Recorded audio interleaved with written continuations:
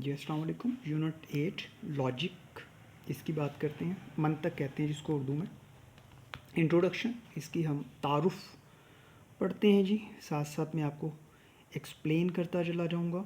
Logic is a systematic method of reasoning that enable one to interpret the meaning of statements, examine their truth and deduce new information from existing facts.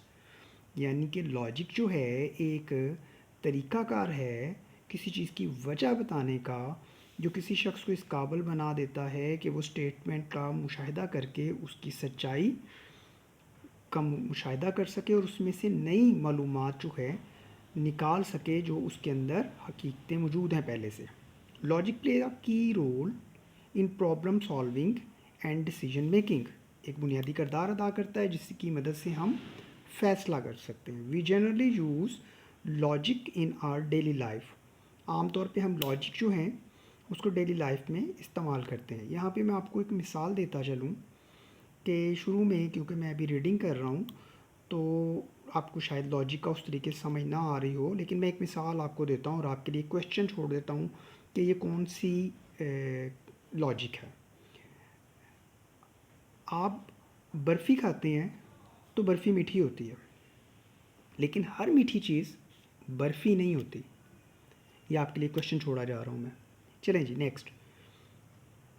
तो क्या होता है, we generally use logic in our daily life while engaging in mathematics. For example, we often draw a general conclusion from a limited number of observation or experiences.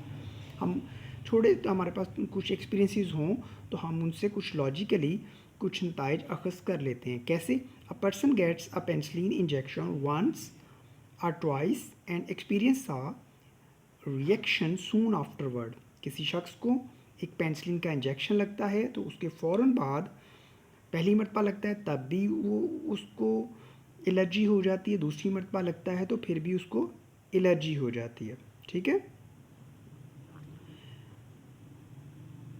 यानी कि reaction हो है ना। तो हम क्या कहेंगे, he generally that he is allergic to penicillin. तो हमने एक नतीजा निकाल लिया कि जी उसको पेंसिलिन से एलर्जी है। This way of drawing conclusion is called, ये जो मैंने अभी अभी नतीजा निकाला है, मैंने क्या निकाला है, किताब के ऊपर जो लिखा हो उसकी बात कर रहा हूँ, इसको हम इंडक्शन कहते हैं। ठीक है, इंडक्शन की डेफिनेशन क्या होगी फिर? Induction reasoning is helpful in natural science, ये नेचुरल साइंस में हेल्पफुल है। Where we must depend upon repeated experiment और ऑब्जर्वेशन, जहाँ पे हम मुतवातर किए गए तजर्बात और मुशाहिदात पर इन्हिसार करते हैं।